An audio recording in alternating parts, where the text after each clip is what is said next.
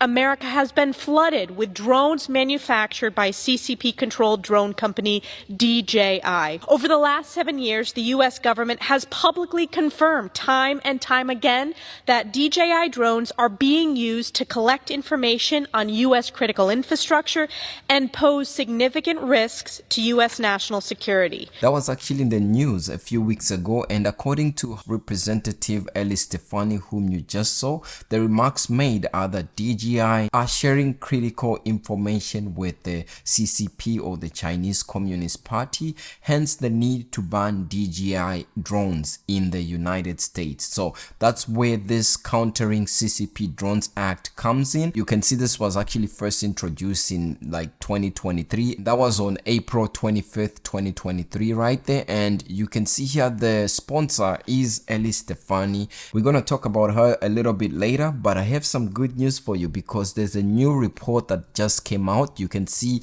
the new DJI drone audit debunks data security concerns amid ban debate, and it was done by this firm that's called FTI Consulting. So I was curious to see if this FTI Consulting is actually a reputable source. So what they did, they just went and bought drones off of the shelf that, you know, the consumers like you and I have access to, and they tested them to see whether DJI drones are actually sharing critical information to the CCP or the Chinese Communist Party, and they came out with interesting findings. To give you a quick overview of what FTI Consulting is, you can see here it's a company that basically offers comprehensive and professional services. Those range from strategy, investigation, risk, compliance, policy and regulation, dispute, e-discovery, and most importantly, cyber security. And this is a pretty well-known North American company. They have services in the US, they have services in Canada. You can see for me when I visit their website, they redirect me to the Canadian side, showing that yes, Canada is covered as well. But not only that, you can see where they have services in Canada, France, Germany, Japan, Netherlands, Saudi Arabia, United Arab Emirates, and the United Kingdom. So what is it that they found when they looked into what these representatives are saying when it comes to DJI drones sharing critical information to the CCP? So look at the report. You can see right here a recent cybersecurity conducted by FTI has provided fresh evidence supporting DJI's data security claims, potentially reshaping the ongoing debate about banning the company's drones in the US. This comprehensive audit was completed just like I believe a few weeks ago as well, and it comes at a crucial time as they are trying to ban DJI drones in the US. So the bill that aims to ban DJI drones actually passed. You can see here it was introduced, it passed the House. The next step is to pass the Senate and then to the president to sign, and after that it becomes law. And hopefully we never get to this, but you can see already the House passed it. The next step is the Senate.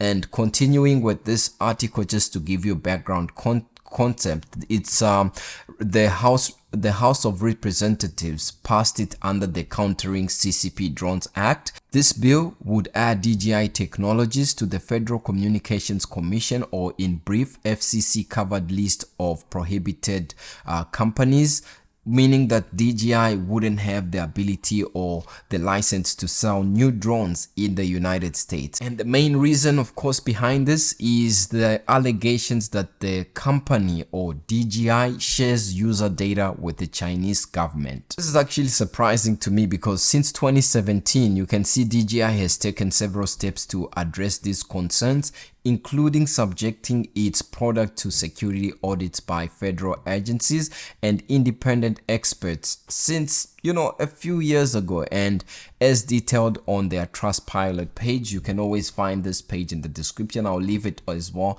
under the link of this video. So when FTI Consulting did an investigation into DJI drones to see whether this was the case, you can see they had three major key findings. One of the key findings of the audit was that all first-party data transmissions stayed within the United States. So that's key finding number one. And then you can see Another finding of the audit is that they also found that DJI employs security best practices, including certificate pinning and transport layer security, TLS, encryption on network communication. These practices help protect against man-in-the-middle attacks and ensure secure data transmission. That's something that's good that DJI is employing. And at the same time, you can see another significant finding was the effectiveness of DJI's RNM, or restricted network mode.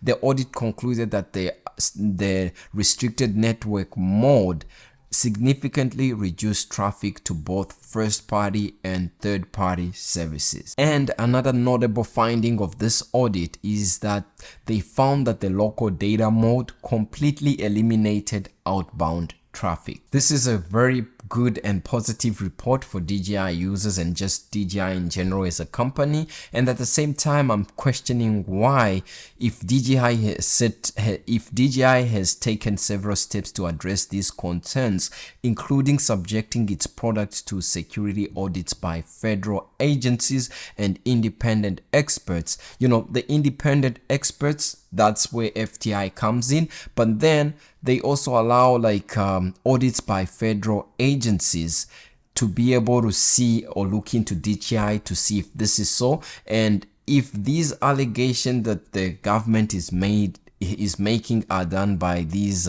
federal agencies, why don't they share the reports so that independent agencies can look into this to verify that this is so? I hope eventually we get to see that step happening so that we can get more clarity on why they are saying that this is the case. There have been a lot of implications on the industry as a result of the DJI ban. You can see many private companies and public agencies rely heavily on DJI equipment for operations in agriculture, emergency services, and infrastructure. And as reported by this page, there are representatives of over 6,000 public safety agencies have expressed opposition to the ban, citing negative impacts on their drone programs. And it's not just them. For us as consumers as well, we need to be able to have various options or the ability to choose which drone or which manufacturer we want to go with.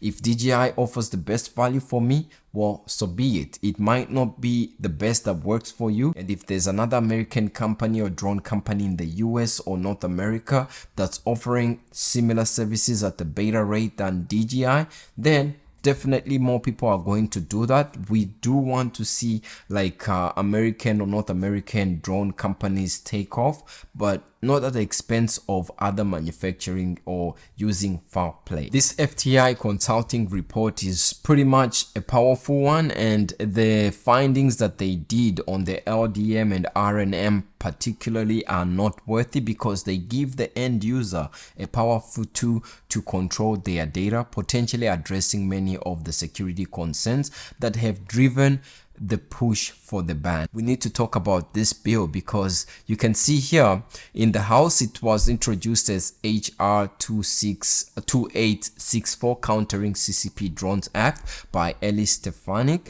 and it ended up passing. We want to look more into House Representative Ellie Stefanik, and shout out to Steel City Drones because they are the ones that I noticed were first to report on this. So Stefanik, if you look at this LinkedIn page, there's someone called Joe Bartlett, and Joe Bartlett, his current role right now is the Director of Federal Policy at Skydio, and Skydio is actually another United States drone manufacturing company. So now you're probably wondering, what does Joe Bartlett and Ellie Stefanik have to do with the DJI drones getting banned? Well, if you look at the experience for Joe Bartlett right here, you notice here he actually used to work for the US House of Representatives, and under here he was the National Security Advisor